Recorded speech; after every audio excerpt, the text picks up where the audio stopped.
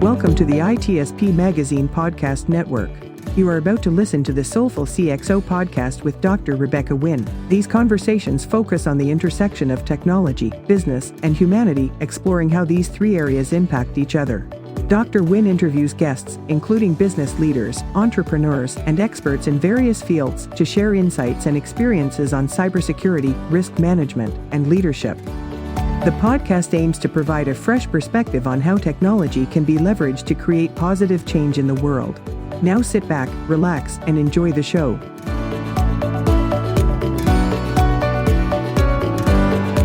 Welcome to the Soulful CXO. I'm your host, Dr. Rebecca Wynn.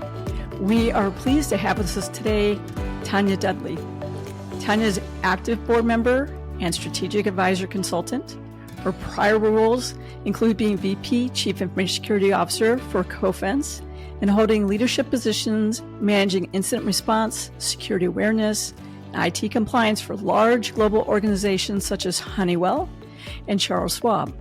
She has served as executive committee member for the National Cybersecurity Alliance, where she worked closely with organizations such as the Department of Homeland Security and Cybersecurity Infrastructure Security Agency, promoting information security best practices and education to organizations worldwide. She's co-president of Women in Cybersecurity, WiCyS, here in Phoenix. Tonia, it's great seeing you again. Welcome to the show. Thanks for having me on your show. I really appreciate it.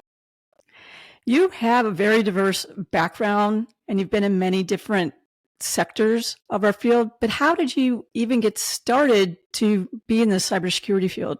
How did that journey, what did it look like? So I have a very interesting career journey where I started the first 12 years of my career in finance and always was very tech savvy in those finance roles, and then had an opportunity to get onto a PeopleSoft project, which helped me better make my way into IT, and did probably another 10 or so years in IT. And then the last 5 years of IT, I was IT compliant. So it was a great mix because it was Sarbanes-Oxley had started up, this nice SEC regulation, right? That we all, Sarbanes-Oxley, that we all love to hate at this point. But with my finance and IT, it was a great mix for me to be able to blend both of those aspects of my experience and knowledge together. And then, doing IT compliance for 5 years, I'm like, okay, what's next? And that's when InfoSec was really starting to kind of pick up and be of interest. And then we had an opening when I was at Honeywell in the policies and standards group. And it was a lateral move. And I'm like, oh, this will be a good way for me to kind of figure out all the different aspects of InfoSec. I really didn't know much about it at that point. And so took that role and really did learn a lot because the policies and standards group also kind of managed the exception process. So worked closely with the security architects that sat right near me. And it was a few of them that said, why are you over there? You're technical. You should be over here on our side. But that was a little bit of a journey, because then we had this incident that happened and I was able to help out with the remediation side, but then got to see that incident firsthand, and it was very eye-opening. And then I was tapped to do security awareness, and then I found a passion for security awareness. And because of my business background and all of the things that I've been able to see, it really did help me kind of take that tech speak and put it into terms that that the business and the non-technical users could understand. So that's kind of where I made my journey. And then because I had used FishMe and COFENS products for so long, then when I was getting ready to make a move, they're like, hey, why don't you come work for us? And so that's where I spent the last 5.5 years of just helping customers with their programs, whether it's their security awareness or incident response. And then the last year of that, being able to take on the CISO role was great, because then I got to take all of my experience, right, and then now turn it around and help build out their InfoSec program. So I know that was a long, windy road, and I think many of us have those kind of windy roads, right? Because there's never, even when I was in finance, I always stayed in a role for a couple of years, and then I would kind of excel at it and then be bored. And, as a high performer, you're constantly moving throughout your career, right, into different things, and just being open to what is next, right, allowed me to then go into treasury or accounts payable or financial planning and analysis, right? So just learning all the different aspects of a business. And I think all of us can benefit from just starting at that ground level, right, and kind of inching our way forward. I agree with you. I've been in several different sectors myself. I intertwine quite a bit in government services, technology, healthcare, financial services. And there's certain people out there who don't get it. They think you need to be in one vertical. Yeah. But when you go ahead, and so many companies are combining with other companies, that having people who are more, I would say, hybrid in their career, that they've had several different verticals experience, I think it helps them. And then we all have something in common. We're analyst at heart, Right. and we pick up new information very quickly. So when people are only fearful of a new regulation, they don't need, because the analytical skills that we bring to the table and the communication that we bring really makes it more worthwhile for them to go in and hire people like us to do that. Right, because it's our skills that we learn, right? You bring your experiences, and we can always learn a new skill, right?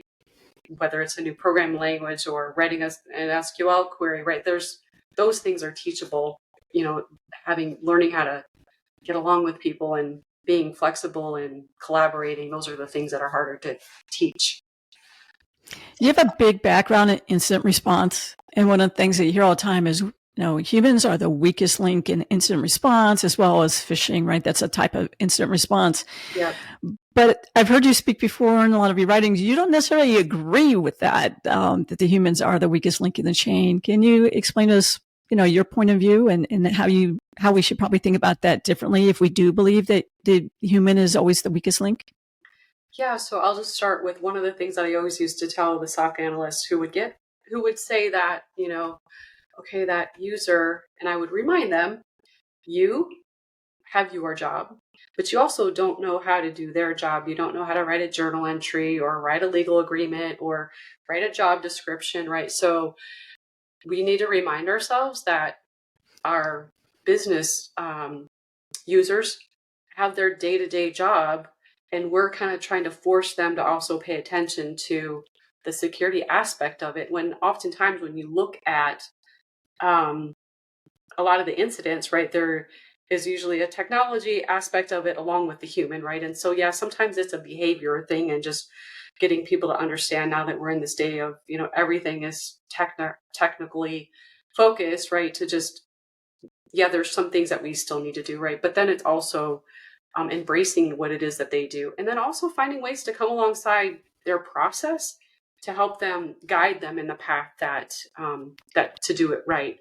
One of the things that I did early on when I was doing awareness was, we had blocked, or not necessarily blocked, but our firewalls had a uncategorized, way to put a banner up that says the site's uncategorized. Do you really need to go here? What was basically the acceptable use policy that was on that page. And then down at the bottom was a little button that says, go ahead and click here if you really need to go there. So I had the SOC team pull some stats around how many times are people clicking through that, what does the stats look like, the metrics. So I wanted to have like a baseline of how many people are clicking through.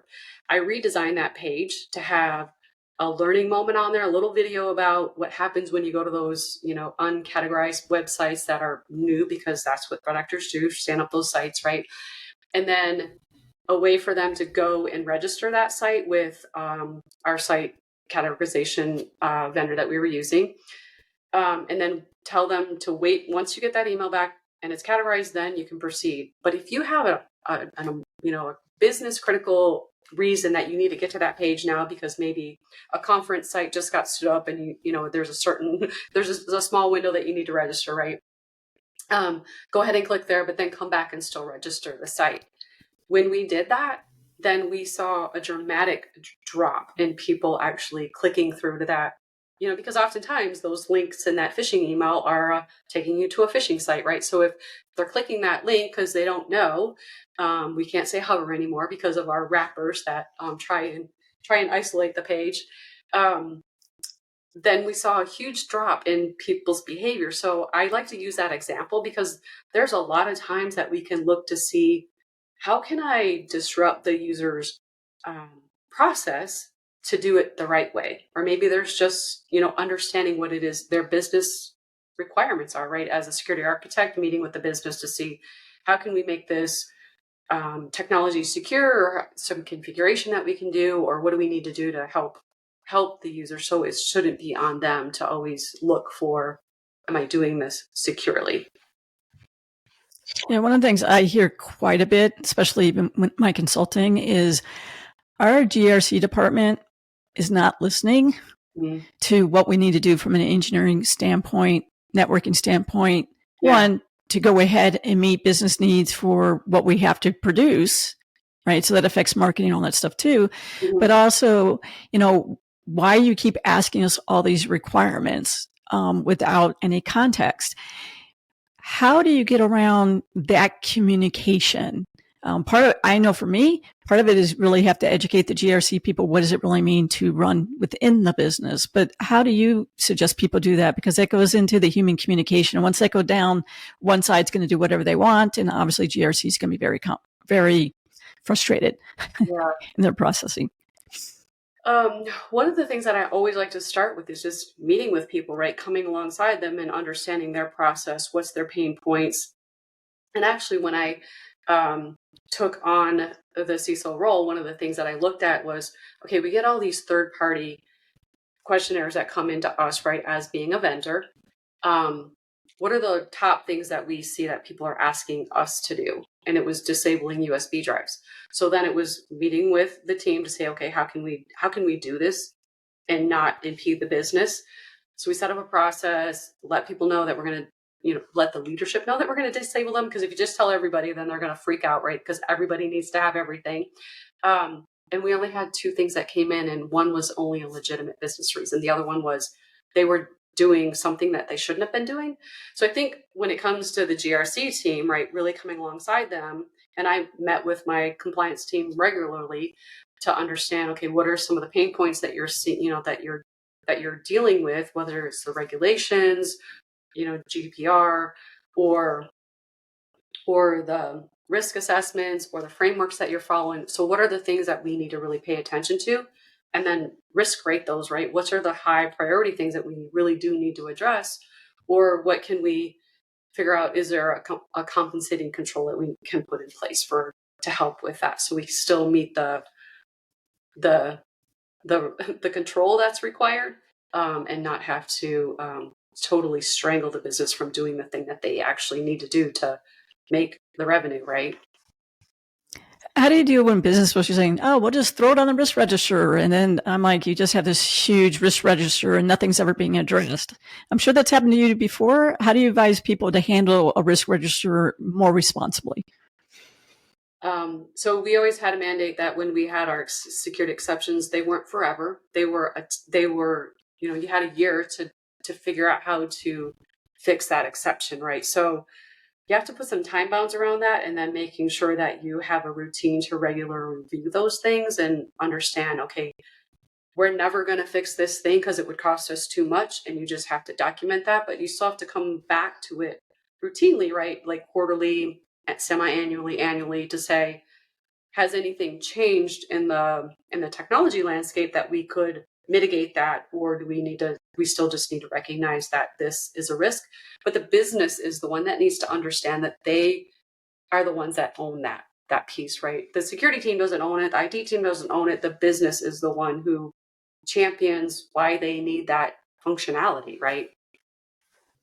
I know one of the things that I've done is always tied into an enterprise risk management COSO framework or something similar like that. And then when you look at the risk register, a lot of times it's just a listing, but really using those categories to list where they are. And if you're doing global, where they are globally as well too. And then that should be part of your regular reporting and your KPI into your compliance meetings or something similar like that. Do you recommend that too? And if so, do you have a different type of metric you might keep that people might be able to go ahead and do that? I know that's what I did. I did it by location. I did it by what type of services application. And then to get the bigger bang for the buck, tie that into the contract and how that can put a potential contract or an existing contract revenue in jeopardy because you're not resolving that, tying it into the business. Yeah, no, I totally agree with that concept. And then just making sure that you have routine meetings with senior leadership, right? They need to understand the impact because maybe it's not bubbling up to them that this is a problem, right? Maybe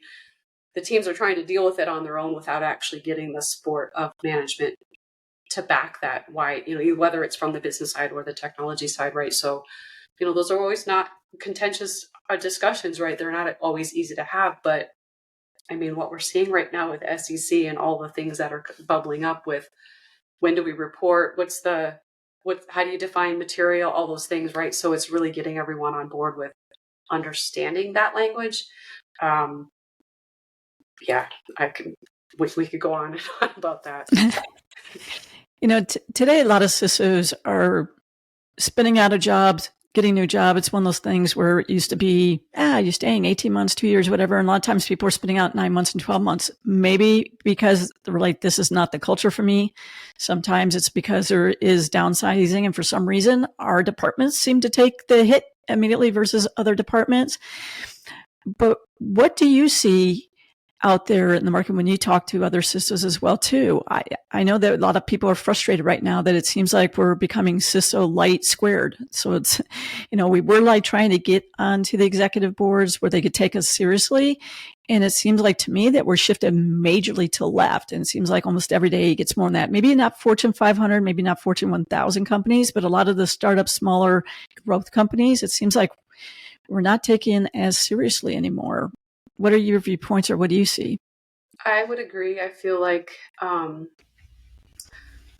the CISOs that have been around for a while that are more seasoned, right? They've been doing this for a while. I think they're getting to the point of burnout because of those same politics that, not being able to get the things done that they need to be able to get done, not having the budget, being scrutinized for the same, everybody needs to cut their budget 10%, but we just added these things, right? But these things keep us secure. So it's always having to justify why you need those additional expenses. How do you, having where that CISO role reports we're starting to see that shift a little bit too, which can also help with those conversations. So moving out from IT into some other, either legal, I've even seen it in finance, right? Where we start to get a little bit more visibility into the real risk to be able to have a conversation that's not buried in the technology stack.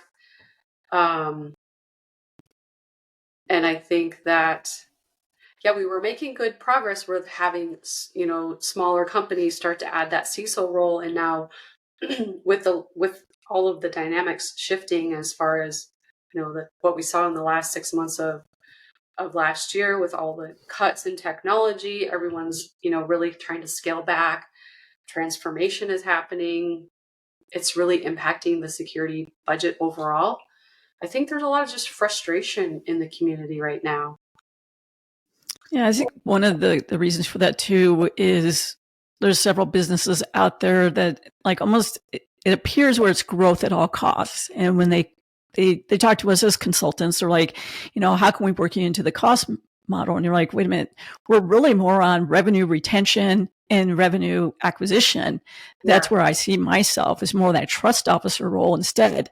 Because if you only talk about growth and you want to do growth at a very, very fast pace, a lot of times we're not built in to be able to do all the checks and balances that we need to do to be responsible to make sure that we're meeting regulatory requirements, legal requirements, and also then when people are trying to acquire new business, that we can go ahead and they always ask us as CISOs, what is the security posture and are you willing to sign off on it? And you're like, not if they're deploying everything every night without telling me. It's hard for me to go ahead and sign off, or we have to sign off on 100% secure at all points in time, where you might be deploying that's 85% or whatever, 90% baked, knowing that you're going to go ahead and do a reiteration in 3 days. How do you suggest people deal with that, or is that the frustration you also see out there?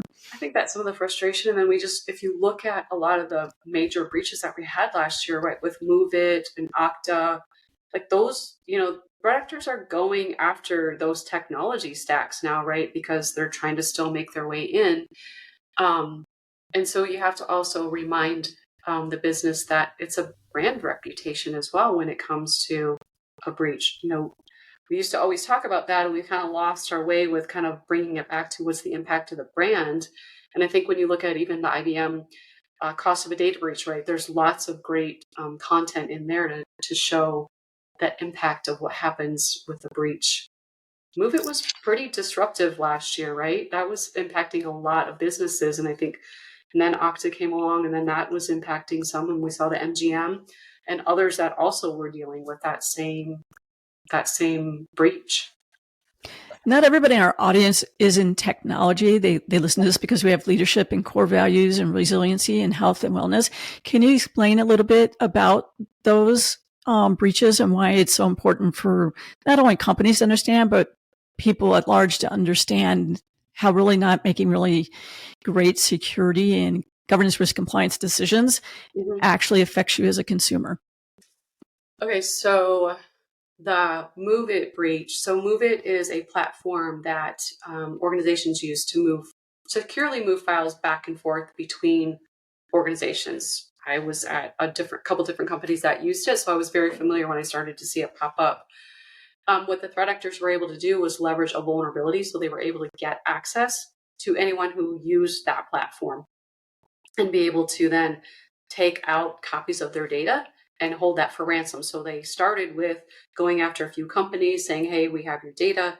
And then it took a little bit of time before they realized, oh, they've breached Move It. And so then Move It came out and said they had a patch, and then I think a couple more patches.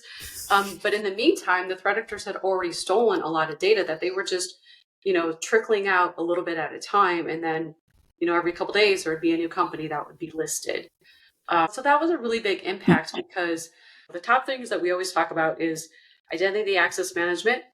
How do you manage that? How do you manage onboarding, offboarding identities, whether it's users or service accounts or any type of account to access your environment, because that's what threat actors like to get a hold of and be able to breach, right? To be able to get some of these credentials. Now they can move around as a normal individual user without being detected. And then vulnerability management. So patching, having a regular patch cycle.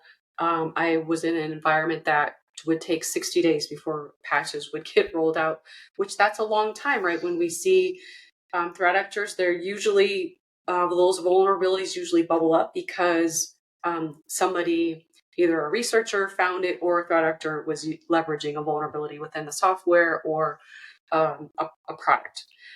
And then and then asset management. So knowing all of your assets. So those are usually the top three things that, is most forefront on anybody's security program, right? If they can start to whittle those things down, then maybe we can make some progress. But it's always the threat actors are usually going after credentials, which they do that. When I was at Cofense, 60% of the phishing emails that we saw were credential, right? They want to be able to get those credentials because now they can log into the system.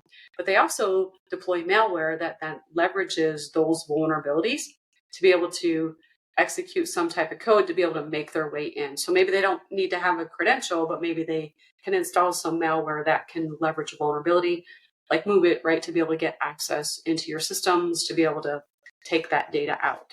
So those are typically what we see when it comes to vulnerability. And so when those happen, especially the Move It one, it becomes very noisy because the threat actors want everyone to know, like, hey, I hacked this company, I'm holding them ransom to make them pay.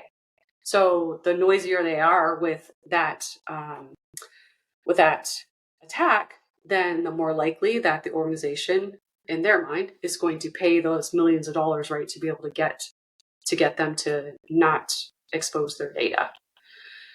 So when you see those, then that's where it really becomes, you got to have your PR and your comms team really involved with that crisis management and incident management to be able to, when do you tell people who, what, when? And there's regulations that say, well, you have to notify people in X number of days, depending on what state, what country, or region that you're in. And that goes back to really business continuity, and people forget that incident response really has to go in business continuity. Because one thing is about your contracts also tell you the order that you have to report and how you need to report things, right? You might have FBI and things like that as well. And it's amazing how many companies I talked to, and I said, where's the analysis of your contracts where each of the contracts really says, this is who we have to contact. Here's the order to contact. And they're like, what are you talking about? And I'm like, you expect somebody to go read 3,000 contracts because now you have a potential data leak or a data breach. Data leak is internal, where you might have internal people who sees the information they shouldn't, which can be reportable at certain times. Data breach is usually that it's gone outside the network. But those are both types of incidents as well, too. So It is interesting when we talk about that. So the other thing is people are probably going to see in the news, if they haven't already looked at it, is when people are like, hey, I'm trying all these phishing for you guys. And now with generative AI, even though I can write it to seem a lot more like your people, because now the spelling mistakes are gone, if I can't do it that way, people do announce that I have a brand new job. Or there's other websites that grab it that you have a new job, that you're working for this company. Here's your email. Let me do cross checks on that with all these data brokers. Let me grab where I know where you live. Let me grab your phone number.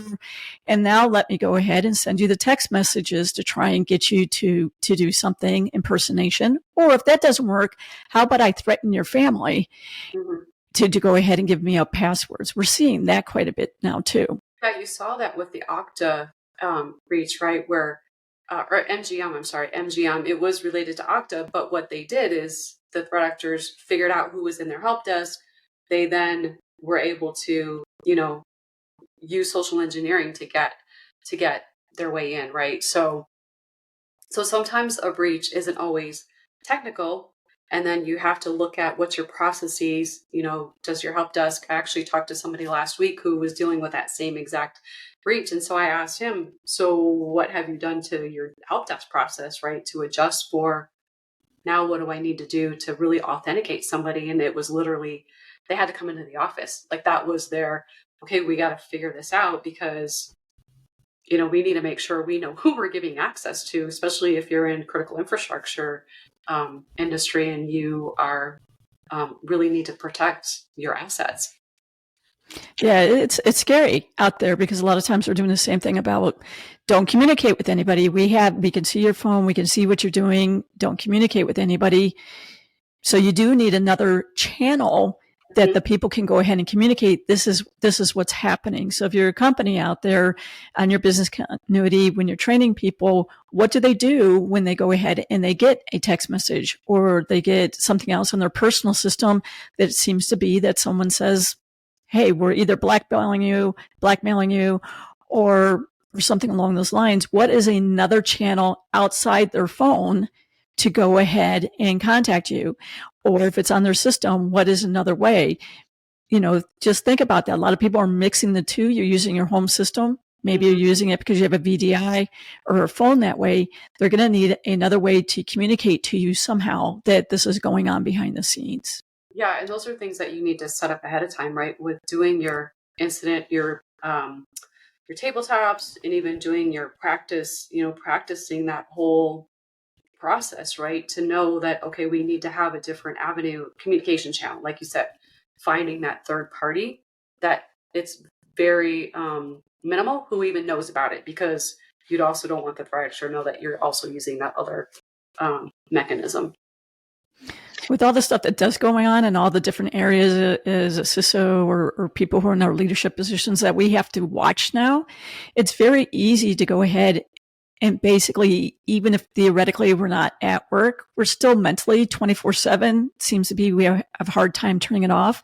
What do you do for your resiliency to go ahead and keep some sort of balance so when you do have an incident, more likely than not, you're going to be on your A game? Making sure that you're still taking downtime. I had someone ask me, how do you make sure that your team is still fresh, right? So you have to make sure people are rotating, that they're taking their time off. I had a director who was in the UK, but I needed him to take that time off, right? So making sure that your team is taking their PTO so that they're getting recharged, because at the end of the day, if everyone's drained, then you're not going to be productive as a team. And then just making sure that, I think some of us get a little insecure, like, oh, I got to do this, and learning to let go a little bit, that you have a team that can help you and that you help each other, and not trying to strong arm all of it yourself, right? That you can lean on each other to help get through the moment instead of trying to just take it on. Well, our time has totally flown by. I want to thank everybody for tuning into the show today. Please like, subscribe, and share the channel. Be sure to go ahead and pick up the Soulful CXO Insights newsletter. And Tonia's information will also be in the description. Just scroll through that as well. Tonia, thank you so much for being on the show. We appreciate all of your inspiration, your insights, and your wisdom. Thanks, I appreciate it. We hope you enjoyed this episode of Soulful CXO podcast with Dr. Rebecca Wynn, part of the ITSP Magazine podcast network. If you learned something new and this conversation made you think, then add this show to your favorite podcast player. Subscribe to the ITSP Magazine YouTube channel and share the ITSP Magazine podcast network with your friends, family, and colleagues. If you represent a company and wish to connect your brand to our conversations and our audience, visit itspmagazine.com to learn how to sponsor one or more of our shows. We hope you will come back for more stories and follow us on our journey.